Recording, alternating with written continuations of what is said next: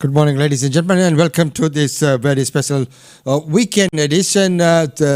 Apologies for the slight delay in starting. Some of the technical problems do keep coming up from time to time, but nevertheless, here we are. Let's get on. And today we've got some treat for you. As we know, last night was the Tanmay Chaturvedi and the other show, the Blockbuster show in Brisbane, and we've got some glimpses for you today. So that's a bonus pick for you in today's one. But right now, let's get on with the news segment. Some good news for Queenslanders. Today was a very good day and a great day for Queensland, and I want to thank the Prime Minister for the way in which he led the discussions across all the different states. As we know, because Queensland own our power assets, we have been able to provide Queenslanders with rebates directly, $575 over the last 4 years, and on our most recent bill, $175. We recognise that there are cost of living pressures, not just in Queensland but across the nation, and we all want to do our part to help. That's why we have agreed for the $125 a tonne cap on the coal prices, and we will do this not through legislation but through a direction to our government-owned corporations. It's good that this is only for 1 year. It is a temporary measure, and I commend the Prime Minister for that. Secondly, we know how important our energy and jobs plan is. I've made it very clear we want to have our pumped hydros underway, and we want some early works happening as quickly as possible. So for the Barumba, which is near Gympie, and for Pioneer, which is in Mackay, there will be money that will be jointly contributed between Queensland and the Commonwealth to get those early works and site preparations underway. Also too, we know how important it is. I've heard very clearly from our local members Barry O'Rourke and Brittany up in Rockhampton, especially how much they want to get that next stage of that Rocky Ring Road going, and there will be a contribution from the Commonwealth Government to fast-track that as well. So these are very good initiatives in regional Queensland. And of course there will be further energy bill relief, which the Prime Minister has addressed at his press conference as well, that the Treasurers will work out those final details. So, look, there's been a lot of behind-the-scenes discussions, but at the end of the day, we work best when we work together, and I'm absolutely pleased with the outcome that has been achieved today.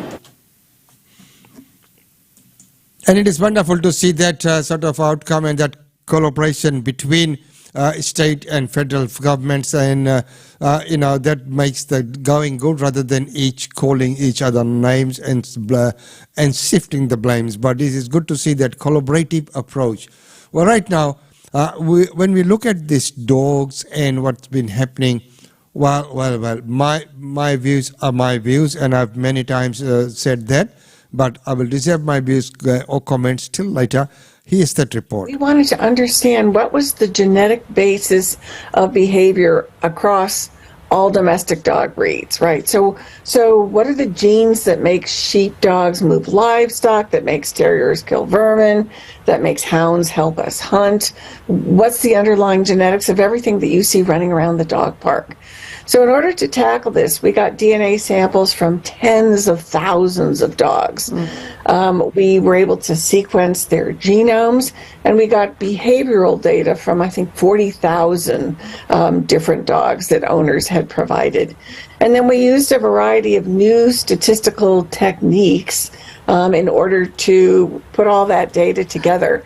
And in doing so, we described 10 lineages. So these would be 10, like 10 points that come out of a star that describe the development and the refinement of different dog breeds. And so this is important, right? Because it's telling us how these different groups of breeds, in fact, were created.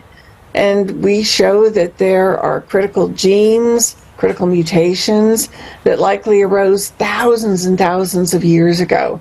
And they stayed because we as humans needed them for our survival. We needed dogs to help us hunt. We needed them to guard our flock. We needed them to guard our homes. Eventually, we needed them as companions.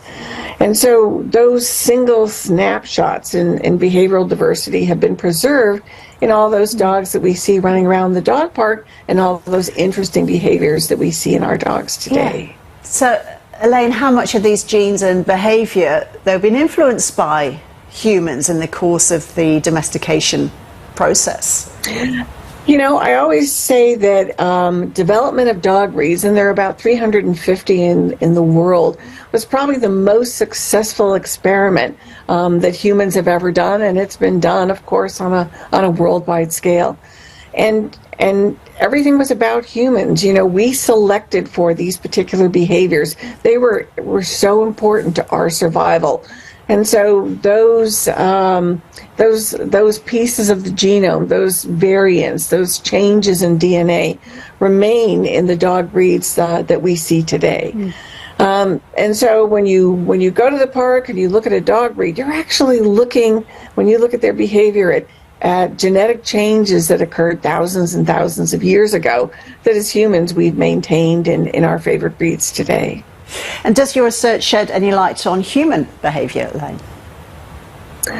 Well, I think what it does is it tells us that it's the same toolkit and the same vocabulary that's important for behavior across mammals. So, for instance, we spent a fair amount of time following up on the herding breeds, and we show that there's a series of genes, all of which are important in how the brain organizes talking to itself, or having one part of the brain talk to another part, and eventually get down to whatever it is that dog is supposed to do. And so it's those same genes and those same kinds of genes that turn out to be important in all mammalian behavior. So it really told us that it's really the same toolkit, right? It's the same organization, it's the same blueprint, it's the same layout that matters for human behavior, dog behavior, and all mammalian behavior. And it's the little tweaks that give you the herding dogs or the hunting dogs or all those sorts of things. Well, there you are. What makes a dog tick maybe, they are that even sequencing, as they have been saying, and so many dogs have been studied. So the dogs as they are in today's day and age is a slightly different evolution from what they would have been if they were left alone to their own causes. The very survival might have been quite different as well. But right now, nursing homes are going to be rated to improve transparency. We're welcoming the release of the star ratings. We won't actually see those figures publicly probably for a couple of weeks, but our members will be receiving them this week, we believe, so that they can look at the details and see that they agree that the star ratings that they've been given reflect reality. We want more transparency. We want people to be able to see how their aged care facility is rated against all of these different domains. The very positive news, however, is that despite incredible workforce challenges and funding challenges, we've got 90% of facilities 3 stars or above. And at 3 stars, that means you're meeting the requirements and you're doing what you are funded to do and getting good outcomes. So we're pleased about that, and we're very proud of our members for that achievement. Yeah, and yet only 1% are expected to have 5-star ratings. That's not good enough, is it? Well, in other sectors where you hear 5 stars used, 3 stars is generally not thought of as particularly good. You don't go to a 3-star movie, for example. You go to a 4-star movie or a 5-star movie. In our sector, 3 stars means you are delivering what you need to deliver. You have the right levels of staffing, you're getting good outcomes in quality, and you're getting good outcomes in your consumer scores. So we're already seeing a huge number, 90% getting those 3 stars or above. The other thing to remember is these stars are based on data pre-September. we were not yet funded for the 200 minutes of care that we are being held accountable for, that you have to get to 3 stars, which means we're already seeing that very large number of services doing well. They are below the level of minutes of care they need, but that means they must be performing really well on things like consumer ratings, which is really good to see. And I think we'll see more providers increase those ratings over the next year as they do start to meet those 200 minutes of care targets, which have only just come in and aren't enforceable until October next year. So have the changes come quickly enough since the Royal Commission, particularly when it comes to staffing levels and food quality and the use of physical restraints? I think we're seeing some good progress on the Royal Commission recommendations. I don't think anybody will ever be happy with the progress that we're making because we always want to see more improvement. And I think star ratings are a good first step on that. That transparency, we want that transparency. If providers aren't doing the right thing, we absolutely want to hear that feedback and we want to learn to improve. Continuous improvement is a big focus for our sector. I do think our sector is doing incredibly tough, however. We've got incredible challenges in workforce, in recruitment. We've got an incredibly fatigued workforce. And one of the things that's really challenging is when a star rating system like this comes out, we start to hear people saying, oh, it's not good enough. We've got people who are getting 3 stars. That's not good enough. But actually, in this star rating system, 3 stars means you're delivering the care you are funded to deliver and you're getting good outcomes. 4 and 5 stars is excellent. You're talking about incredible challenges in the workforce. By the middle of next year, the government wants a registered nurse 24/7 in each aged care home. Do you think that will be delivered on? Well, most in fact, aged care homes, it's already the case and has been for a period of time. In some places, it is going to be a real challenge. When you're talking about one nurse 24/7, even in quite a small facility, that means you need 4, 5 or 6 nurses on staff to ensure that you've got coverage all the time. In small rural communities, that's incredibly challenging. We already had a workforce challenge before COVID. COVID's made it worse. We know registered nurses are in short supply, particularly in rural and remote areas. So whilst we absolutely want to see that 24/7 nursing coverage, and we agree absolutely with that as a requirement, there will be a lot of facilities that will find it really tough just because of the economic... Do you think they'll shut as a result, say, homes in regional and remote communities because they won't be able to sustain that requirement? I think there are always risks that facilities in small communities are at risk of shutting for broader reasons, economic reasons, financial reasons, workforce reasons. We're working with government to make sure that if you cannot meet that requirement through absolutely no fault of your own, that there is an exemption and that we're making sure government is providing adequate support to those services so they can meet the requirement, not punishing them because they cannot for no fault of their own, because then that community loses its facility. And those facilities need to stay in those communities. Just back on the 5-star rating system, when that does become public, do you anticipate that families will look at those ratings and potentially move loved ones as a result? So the point of the star rating system is to allow consumers and their families and loved ones to make decisions. And that's why it's really important that we go back to understanding what this rating system means. If you get a 3-star, it's made up of a number of different scores, your quality outcomes, your staffing levels, your consumer response scores. You need to look at that. Don't just look at the headline number. Understand what makes it up. Because if people are moved because of a knee-jerk reaction that isn't actually based on reality, that is not in the interests of residents. So I would just encourage people to look into these scores. And remember, 3 stars is a good outcome. It's what our sector is funded to deliver. And that's what the sector is funded to deliver. But right now, let's take a look at what happens to patients after fat dissolver injections.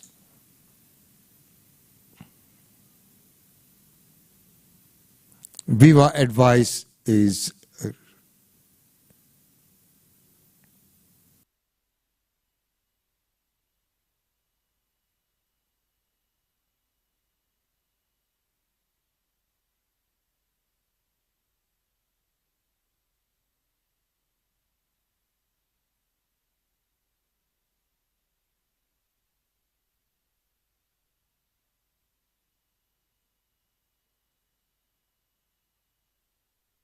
As they say that with anything there is always those side effects. Always be careful of those things that we take on. Well, right now, as I mentioned that today we have a bonus for you. Let's see if we can get that going.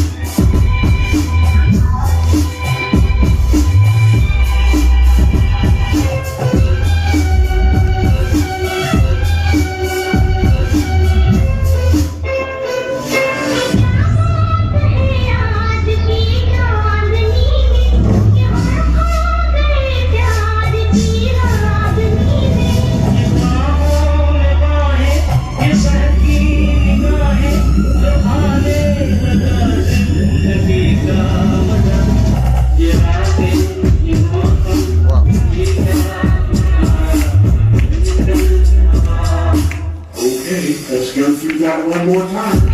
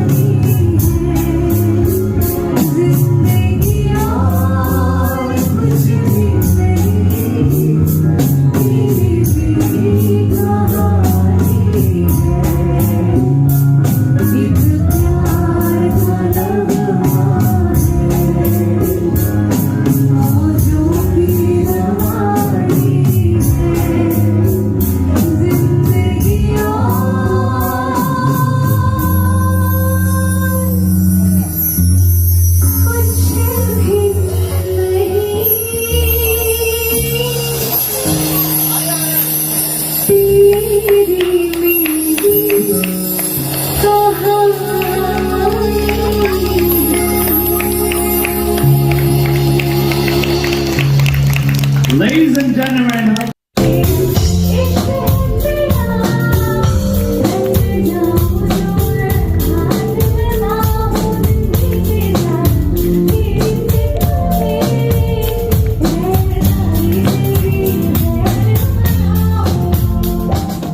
So there you are, ladies and gentlemen, that bonus track there from the Blockbuster show from last night. So, those who did not come missed out big time. It was a wonderful show, as you can see from those clips and the glimpses. We'll bring to you more clips and glimpses along the way as we might put together as a whole show. Well, ladies and gentlemen, right now it's time to say goodbye, but don't forget that we are back at 10 a.m.